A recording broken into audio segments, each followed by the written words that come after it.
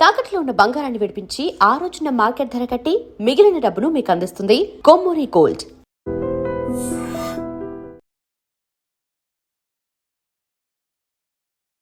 నమస్కారం, welcome to I dream. ధర్మ మార్గం విత్ విజిత కార్యక్రమానికి స్వాగతం.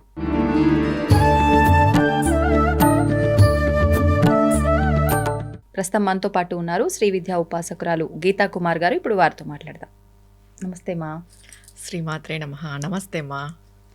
అయితే ముఖ్యంగా ఐశ్వర్యాలు అంటూ ఉంటాం, అందులో అష్ట ఐశ్వర్యాలు అంటూ ఉంటాం. అసలు ఏంటి అష్ట ఐశ్వర్యాలు అంటే? ధనము, డబ్బు, బంగారం, ఇవేనా ఇంకేమైనా ఉన్నాయా? ఐశ్వర్యము అంటే ధనము, సంపద, మనం అనుభవించే రీతి. ఐశ్వర్యము అంటే దాంట్లోనే వస్తాయి. అంటే అందరూ ఏమనుకుంటారు, ఐశ్వర్యము అంటే అధిక ధన సంపద, ధనలాభం ఇలా అనుకుంటారు. ధన సంపద వేరు, ఐశ్వర్యం వేరు. మనం ఏదైతే ఉన్నదాన్ని అనుభవించగలుగుతామో దాన్ని ఐశ్వర్యము అంటారు. అదే నిజమైన ఐశ్వర్యం చెప్పాలంటే. ఇప్పుడు మనకి చాలా డబ్బు ఉంటుంది, మనం అనుభవించలేకపోతున్నాము, అది ఐశ్వర్యం కాదు, అది ధన సంపద అంతే. వాళ్ళ ఆస్తిపరులు, ఆస్తి ఉంది, వాళ్ళకి ధనం ఉంది, వాళ్ళ ఐశ్వర్యవంతులు కాదు. వాళ్ళని ఐశ్వర్యవంతుల కింద లెక్క చేయడం తప్పు. ఐశ్వర్యవంతుడు అంటే ఉన్న దాంట్లో కూడా ఉన్నది అనుభవించి తృప్తి చెందేవాడు నిజమైన ఐశ్వర్యవంతుడు. ఇంకా అష్ట ఐశ్వర్యాలు అని అంటే 8 ఐశ్వర్యాలు ఉన్నాయి. ప్రతి ఒక్క మానవుడికి, ప్రతి ఒక్క జీవికి అవసరం ఈ 8 ఐశ్వర్యాలు అనేటివి. ఏంటి అంటే ఆదిలక్ష్మి ఒకటి, సంతానలక్ష్మి ఒకటి, గజలక్ష్మి ఒకటి, విజయలక్ష్మి, విద్యాలక్ష్మి, తర్వాత ధనలక్ష్మి, ఇంకొకటి సంతానలక్ష్మి, ధాన్యలక్ష్మి, ఇలా ఉన్నాయి లక్ష్ములు. ఈ 8 కూడా అవసరం. ఈ 8లో ఏది ఎక్కువ అవసరం అనేది చాలా ఇంపార్టెంట్. ఒక్కొక్కరికి ఒక్కొక్కటి ఎక్కువగా అవసరం ఉంటుందా? అందరికీ ఒకటే ఎక్కువగా అవసరం ఉంటుందా? అందరు ఏమనుకుంటారంటే ధనలక్ష్మి అవసరమా అనుకుంటాం. అవును. కానీ ధనలక్ష్మి కంటే నేను ఇంతవరకు ఇప్పుడు చెప్పింది 7 లక్ష్మిలే చెప్పాను, ఒక లక్ష్మి చెప్పలేదు. ధైర్యలక్ష్మి చాలా చాలా అవసరం అందరికీ. ఇప్పుడు చూడు, నీ దగ్గర ధనం ఉంది, సంతానం ఉంది, విద్య ఉంది, విజయం ఉంది, ధాన్యం ఉంది, ఇవన్నీ ఉండి కూడా నీ దగ్గర ధైర్యం లేకపోతే ఏంటి ప్రయోజనం? అంతేగా. మనిషికి ధైర్యం అనేది చాలా చాలా అవసరం. ఎటువంటి పరిస్థితుల్లో అయినా కూడా ధైర్యం అనేది ఉంటే, ధైర్యంగా ఉంటే ఏదైనా కూడా మనం దాటేయగలం. ఎంత పెద్ద కోటీశ్వరులైనా కూడా ధైర్యం కోల్పోయినప్పుడు ఈ సూసైడ్స్ చేసుకోవడము, మానసిక వేదనకి గురి కావడము, మానసికంగా వాళ్ళు ఒత్తిడి పొందడము, లేదా మెంటల్లీ కొంచెం వాళ్ళు సఫర్ కావడం, ఇలాంటివన్నీ జరుగుతాయి. ఇలాంటివన్నీ ఒక మనిషికి ఎందుకు జరుగుతాయి? ధైర్యం లేకపోవడం వల్ల. చిన్న దానికి కూడా చాలా ఇదిగా ప్రవర్తిస్తారు. హెవీ టెన్షన్ పడ్డము, హైపర్ అయిపోవడము, ధైర్యం కోల్పోవడము, ఇది ఇంత చిన్నది వస్తే ఇంకా ఏదో అయిపోతుంది మా జీవితానికి అనేసి భావనతో చాలా ఎక్కువ ఆలోచన చేసి ధైర్యం కోల్పోయి ఏవేవో డిసిషన్స్ తీసుకుంటారు. ప్రతి ఒక్కరికి అవసరము ధైర్యలక్ష్మిని. దీనికి ఒక కథ కూడా ఉంది. ఒక రాజు దగ్గర 8 లక్ష్ములు ఉంటారనమాట. 8 లక్ష్ములు ఉంటారు. 8 లక్ష్ములు కూడా మాట్లాడుతూ ఉంటారు. ప్రతి లక్ష్మి మాట్లాడుతూ ఉంటుంది అనమాట. ఆ రాజుకి చాలా అహం ఉంటుంది. అహం ఉంటే ఫస్ట్ విద్యాలక్ష్మి వెళ్ళిపోతుంది, తర్వాత సంతానలక్ష్మి వెళ్ళిపోతుంది, గజలక్ష్మి వెళ్ళిపోతుంది, ఆదిలక్ష్మి, విజయలక్ష్మి, ధనలక్ష్మి, ఇలా అందరు వెళ్ళిపోయినా కూడా ఆయన చాలా అహంతోనే ఉంటాడు. ఒక వ్యక్తి అడుగుతాడు, తర్వాత అమ్మవారు కూడా అడుగుతుంది, మేమంతా వెళ్ళిపోయినా కూడా నువ్వు ఎందుకు ఇంత ధైర్యంతో ఉన్నావు, నీ అహం తగ్గలేదు అని అంటే, మీరంతా వెళ్ళిపోయినా పర్వాలేదు, నా దగ్గర ధైర్యలక్ష్మి ఉంది చాలు, ఈ ధైర్యం మిమ్మల్ని అందరినీ నన్ను తిరిగి తీసుకొని వచ్చేలాగా చేస్తుంది ఆయన చెప్తాడనమాట. ఆ లక్ష్మి పోకూడదు, ఆ లక్ష్మి పోకోకున్నట్టు కాపాడుకునే బాధ్యత నాది, ధైర్యలక్ష్మి పోకోకున్నట్టు చూసుకునే బాధ్యత నాది. ఆ లక్ష్మి పోయి మీరంతా ఉన్నా కూడా ప్రయోజనం లేదు, మీరంతా వెళ్ళినా నాకేం బాధ లేదు, ఆ లక్ష్మి ఒకటి నా దగ్గర ఉంటే నేను మిమ్మల్ని అందరినీ తెచ్చుకోగలను తిరిగి, ఆ నమ్మకం నాకుంది. ధైర్యలక్ష్మి చాలా అవసరం. అలా అని మిగిలిన లక్ష్మిలు అవసరం లేదా అంటే అన్నిటికంటే ఎక్కువ అవసరం ధైర్యం. ఇంకా మిగిలిన లక్ష్ములు అష్టలక్ష్ముల్లో ఐశ్వర్యము అవసరమే, సంతానము అవసరమే. ఆదిలక్ష్మి అంటే మనం ఏదైనా మొదలుపెట్టిన పని ఆమె మొదలు ఏదైతే ఉందో అది సక్సెస్ అయ్యడానికి ఆమె అవసరమే. విజయలక్ష్మి అంటే ప్రతి విజయాలను మనకి ప్రసాదించే లక్ష్మి, ఆమె అవసరమే. ధాన్యలక్ష్మి, ఆమె లేకపోతే మనకి గడవదు. అవును. అంటే మరి మనం ఏం చేస్తే ఎలా ఉంటే ఈ లక్ష్ములందరూ మనతో పాటు ఉంటారు? ఏం చేస్తే ఎలా చేస్తే అంటే ముందుగా మనం దైవారాధన ఇది మస్ట్. దాని తర్వాత ధర్మ ప్రవర్తన ఇది ఇంకా మస్ట్. దైవారాధన లేకపోయినా కూడా ధర్మ ప్రవర్తన అనేది చాలా ఇంపార్టెంట్. దీని తర్వాత ఈ 8 లక్ష్ములు ఉన్నాయా లేదా అనే విషయం కూడా మనం చెక్ చేసుకోవచ్చు. మనలో మనకి ఏమేమి ఉన్నాయి. ఇప్పుడు కొంతమందికి సంతానం ఉండదు, సంతాన లక్ష్మి లేదు. కొంతమందికి ధైర్యం ఉండదు, నా దగ్గర ధైర్యలక్ష్మి లేదు. కొంతమందికి ధనం ఉండదు, నా దగ్గర ధనలక్ష్మి మనం చెక్ చేసుకోవచ్చు మన దగ్గర ఏ లక్ష్మి ఉంది అని, ఏ లక్ష్ములు ఉన్నారు ఏ లక్ష్ములు లేరు అని. కొంతమంది ఏ పని చేసినా కూడా సక్సెస్ ఉండదు. అవును, పెద్ద పెద్ద విజయం అంటూ ఉండదు, విజయలక్ష్మి ఉండదు, అంతే కదా. ఇలా కొంతమంది ఎలా అంటే కొంతమంది ఇళ్లలో ధాన్యానికి లోటు ఉంటుంది, ఎంతైనా ఉండి ధాన్యానికి లోటు ఉంటుంది, ధాన్యలక్ష్మి ఉండదు. మనం తిండికి ఇబ్బంది పడ్డామో, ఉన్నా తినకపోకపోవడమో.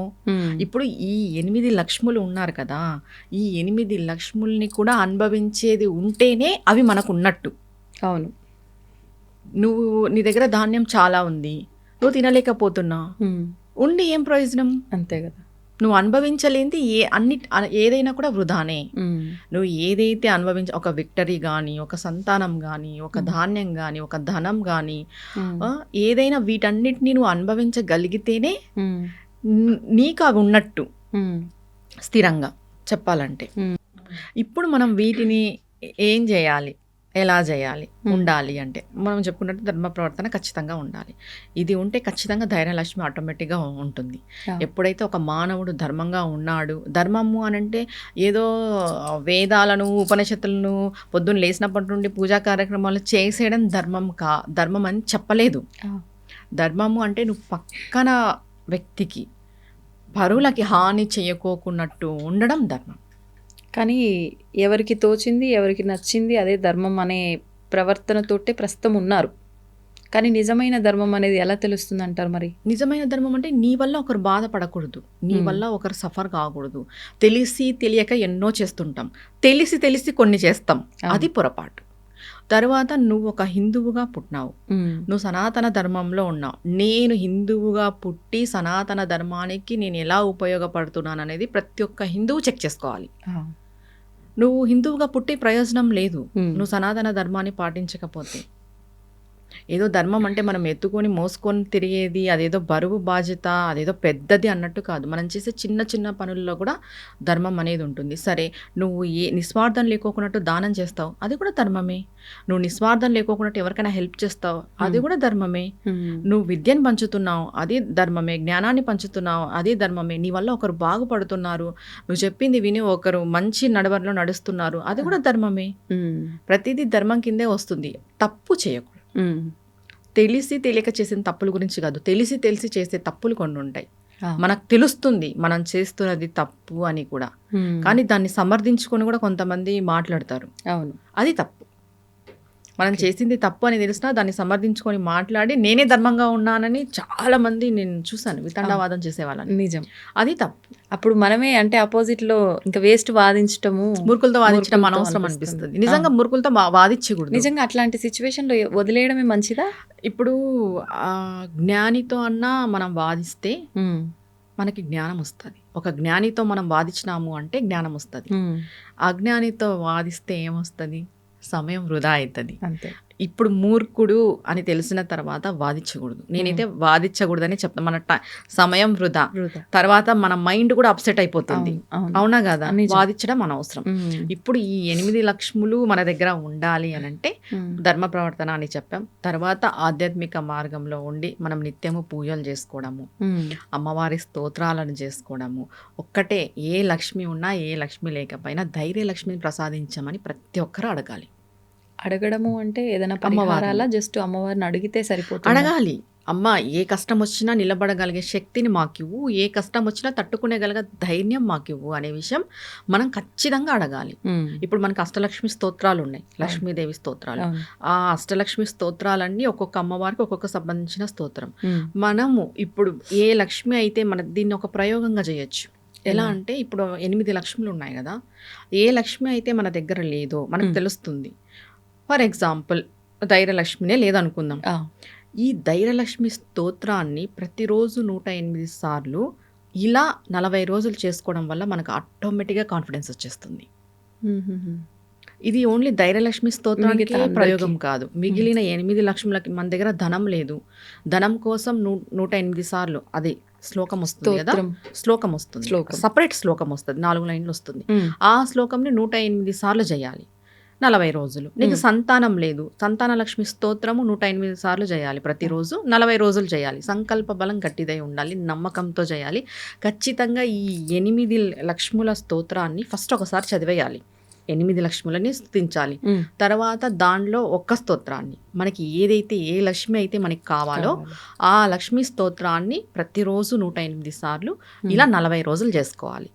ఖచ్చితంగా రిజల్ట్ ఉంటుంది. అది మనం బాగా ఎక్స్పీరియన్స్ కూడా చేస్తాము, ఖచ్చితంగా జరుగుతుంది. చేస్తూ అంటే ఎవరి నిత్యము ఆచరించే పనులు వాళ్ళు చేసుకోవచ్చా? ప్రత్యేకించి ఇది ఒక దీక్షలాగా చేయాలంటారా? దీక్షలాగా ఏం లేదమ్మా. ఇప్పుడు సంతాన లక్ష్మి కావాలనుకున్న వాళ్ళు బ్రహ్మచర్యం చెప్పలేము, అవునా కదా. దీక్ష ఏం లేదు, ఏ టైంకి అయితే చేస్తారో ఏ టైం డైలీ అదే టైంకే చేసుకోవచ్చు. మార్నింగ్ చేసుకుంటారా మార్నింగ్ చేసుకోండి, ఈవినింగ్ చేసుకుంటారా ఈవినింగ్ చేసుకోండి. ఖచ్చితంగా 40 రోజులు చేసుకోండి 108 సార్లు ఒక్క శ్లోకాన్ని. మనకు ఇప్పుడు అర్థమైపోతుంది మనకి ఏం లేదు మన దగ్గర అని.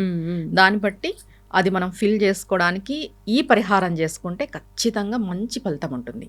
ధన్యవాదాలు. నమస్తే అమ్మా. తవ్వండి, తవ్వుతూనే శివలింగం సరే దాన్ని అట్లా కప్పేసేయండి, చూపించదండి. కృష్ణ ఇస్ దేర్, మూర్తి పూజ కాదు, సాక్షాత్ బ్రజేంద్ర నందన భగవాన్ ఉన్నారు మూర్తులు. ఏమీ ఆశించకుండా ఆరాధించే వాళ్ళు కూడా ఉన్నారా ప్రభుజీ? నిజమైన భక్తి అంటే మనకు తెలియదు కాబట్టి